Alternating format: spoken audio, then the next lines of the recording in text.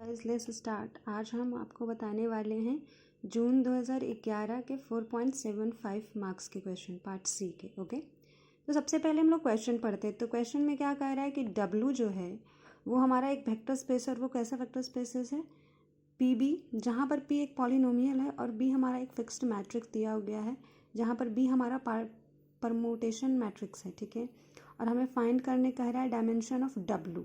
ठीक है, तो वो किस कंडीशन में होगा, यहाँ पे ऑप्शन है। ठीक है, तो हम आगे बढ़ते हैं। तो सबसे पहले हमने क्वेश्चन में देख लिया, वो मैं आपको यहाँ पे लिख दे रही हूँ कि W बी वेक्टर स्पेसेस जो कैसे हैं, पॉलिनोमियल्स कोफिशिएंट्स हैं, जहाँ पर B क्या है, वो हमारा परमुटेशन मैट्रिक्स है, और D हमारा क्या, dimension of W, find of D।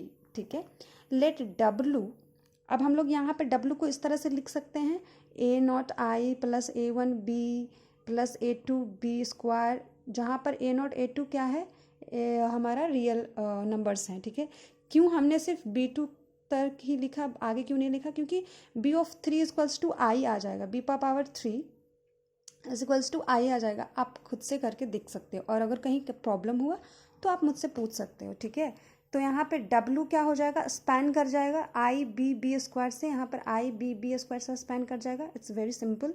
Okay, since कि B is this and B square is this, B हमारा ये है और B हमारा यहाँ पर ये परमुटेशन जो दिया हुआ मैट्रिक्स है, और B स्क्वायर जब हम लोग निकालें तो वो कुछ इस तरह का आएगा। हम जानते हैं कि BQ इक्वल्स टू I, यानी कि अगर हम फिर B टू द पावर 4 करेंगे तो वो हमारा क्या आ जाएगा, I इंटू B, तो वो हमारा B ही हो जाएगा। दैट मीन्स सिर्फ B और B स्क्वायर और BQ he is a 3 distinct, जैसा कि आपने देखा B स्क्वायर और BQ 3 डिस्टिंक्ट मैट्रिक्सेस हैं। आप ध्यान से देख सकते हो वीडियो को पॉज करके। B स्क्वायर और BQ equals to I are distinct matrix that implies कि these are linearly independent and also span W, that means dimension of W equals to 3, and this implies this 3 is greater than D हमारा क्या था, dimension of W। तो ये हमारा इस तरह से हो जाएगा, और ये 3D को हम फिर ऐसे भी लिख सकते हैं कि 3 इज, यहाँ पे D हमारा 3 आ रहा है ना, 3 के इक्वल यहाँ पे भी आ रहा है, तो हम ये दोनों ऑप्शंस को लिख सकते हैं। तो option number C and D both are correct. Okay, तो आप इस तरह से बहुत ईजिली आप लोग 4.7 मार्क्स ला सकते हैं एग्ज़ाम में। तो गाइज थोड़ा ध्यान दीजिए, और please like my channel and subscribe my channel.